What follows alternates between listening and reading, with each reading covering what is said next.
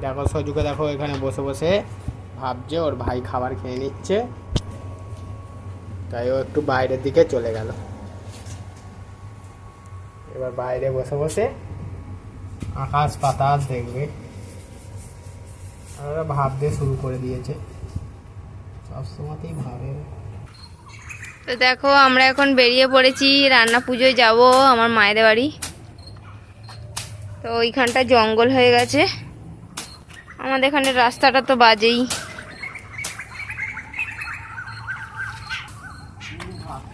রাস্তা তৈরি করে আমাদেরকে এখন যেতে হচ্ছে, আর ওখানে এখন কলা পাতা কাটা হচ্ছে।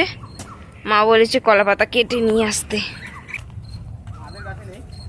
ওদের কলা পাতা নেই বলতেছিলাম ভালো। ওই তো আর একটা আছে, ছেড়ে গেছে, কিছু হবে না, তো ওরা কাটবেই।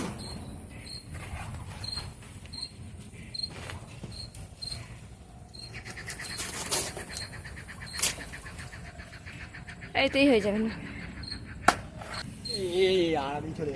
না না, আমি আড়া দিয়ে যাবো না। আজকে রান্না পুজো, দেখো কত রকমের সবজি নিয়ে বসে পড়েছি সবজি কাটতে।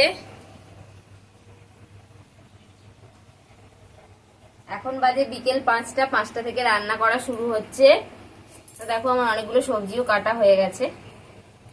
এইখানে দেখো পটল কাটা হয়েছে, উচ্ছে, করলা, বেগুন, তারপরে এখানে আছে আলু। আমাদের রান্না পুজোয় হচ্ছে আমাদের প্রতি বছর মায়েদের বাড়িতে হয়, মানে আমাদের নেই, আর এটা হচ্ছে বর্ণালীর বাপের বাড়ির রান্না পুজো। আর এখানে হচ্ছে মাটির হাঁড়ি লাগে, সরা লাগে, আরও কাশফুল লাগে, হ্যাঁ, তারপরে এই যে হেলা লাগে। এই যে দুটো নারকোল কেটে ধুয়ে মা রেডি করে রেখে দিয়েছে। এবার দাদাভাইকে তোমাদের ফাটাতে বলেছে। একটা হবে নারকেলের যে ডাল হয়, আর নারকেল মনে হয় ভাজবে একটু, আর পিষে পিষে দেবে। যাই হোক, ফাটাতে হবে, ফাটিয়ে দাও তুমি।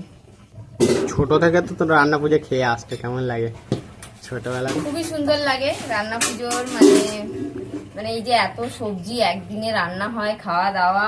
আগে ছোটবেলায় অনেক মাছ হতো, ইলিশ মাছ হতো। হ্যাঁ, এখন তো আর মাছ খাই না, কিন্তু মাছ হয়, মানে যারা কুটুমজন আছে তারা সব খায়, তো খুবই ভালো লাগে।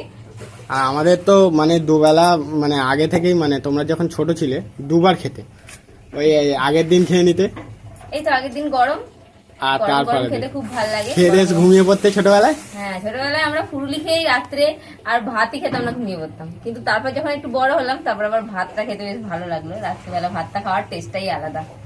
তো ভাত সব সমস্ত রান্না হোক, তারপর তোমাদের দেখাবো। এবার কাঁচকলা কাটছি এখন আমি।